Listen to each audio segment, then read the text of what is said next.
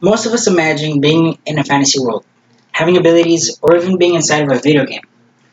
What if you can bring that into reality with other like-minded people? Let me explain. I'm going to talk about live-action role-playing. In short, LARPing, but a more specific type of LARPing called Amtgard, which is a medieval type of LARPing.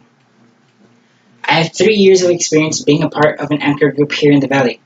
I also have been the group's monarch for 8 months, which has given me more of an insight with the deeper rules and regulations with the much bigger community of Amtgard. A few main points of Amtgard is, if you're a geek like me, it's a place where you can go to socialize with people interested in the same things as you. You can cosplay as anything you want, even create a new persona if you really want to. You can jump into battle games, relieving stress and charging in and fighting people with foam weapons, or yell out an incantation and call an imaginary lightning strike on them. Amtgard is an activity where you can geek out and make friends with people interested in the same geeky things as you. Become part of a company. Hang out with members after park time and eat out together. Sometimes most of us go to Frank's house and play board games. Our members are very helpful and most of very nice attitudes on and off the battlefield.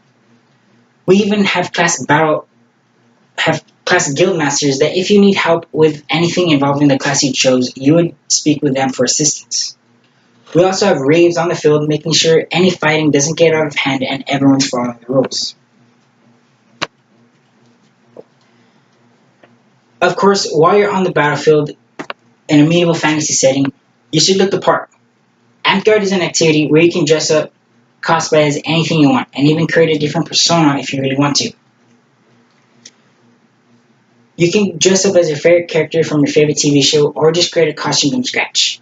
We also have workshops you could attend so you could learn how to create your costume and develop other skills such as sword making, shield making, or role-playing your character. You can choose from 12 different classes I'll explain in a bit. As you play a class, you must wear a color-assigned sash visible from shoulder to waist.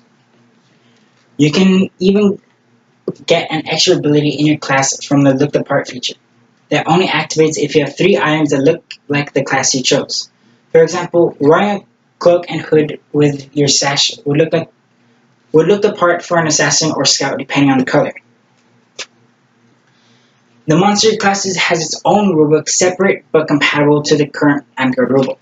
It states you can wear a full bodysuit costumes and be designated as a monster. There's roughly about 100 different monsters you could be, and even with special permission you can create your own monster class and get their abilities confirmed by the Reeves. And now what we've been waiting for, the battle games. The Amtgard rulebook or rules of play explain that Amtgard is a contact boffer sport, where you can fight people with foam weapons and imaginary magic. Each battle game is overseen by 1 or 2 Reeves on the side, depending on the size of the battle game, making sure everyone is following the rules. Battle games are each different. We could have capture the object, annihilation, or team annihilation. There are many different types of battle games, and you can even create your own battle game everyone can play if it follows the rules of play. All you have to do if it's your first time going LARPing is show up on a meetup day, and we teach you the hit points and the basic rules of the battle games. If you want to know more in the in-depth rules and regulations about Amtgard, we have rulebooks online and always on hand at parks. Everyone starts off at 3 hit points, otherwise known as HP or life points. They are what keeps you in the battle. If it hits 0, you are dead.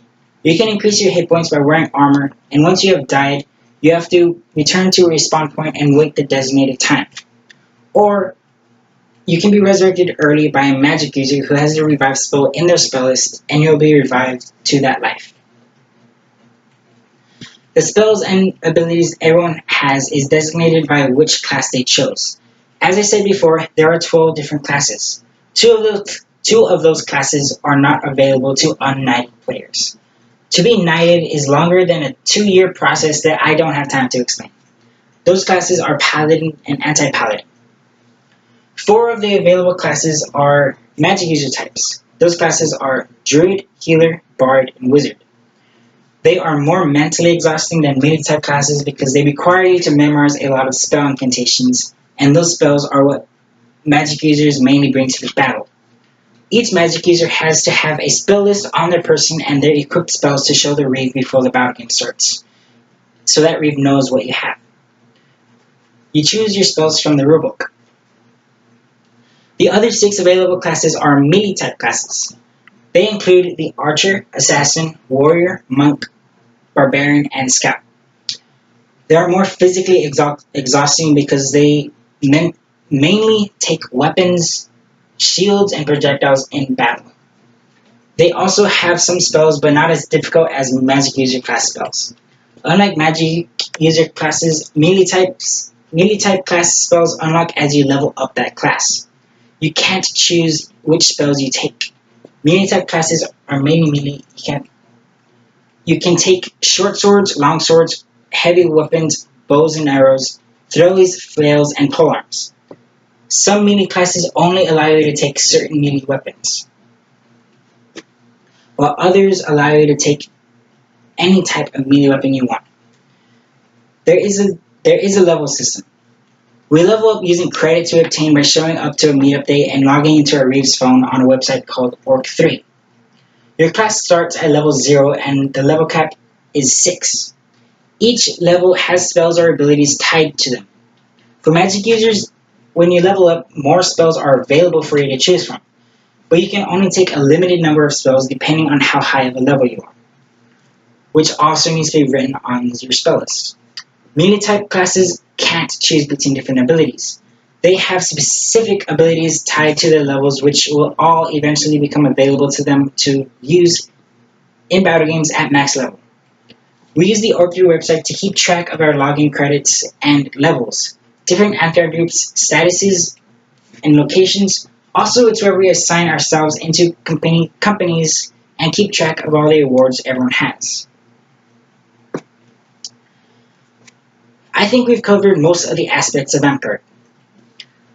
I talked about how you could socialize with many helpful people who are into geeky things. If you're into the same things as them, you can easily make new friends. I also talked about how you could dress up as anything you want. The look the part bonus, the workshops, and finally I explained the battle games, hit points, different types of classes, and their unique differences as well as their uses of the Orc3 website. This is a great hobby. I've made awesome friends I wouldn't have made anywhere else. My experience with and the things I've learned from being my group's monarch has really changed my life for the better.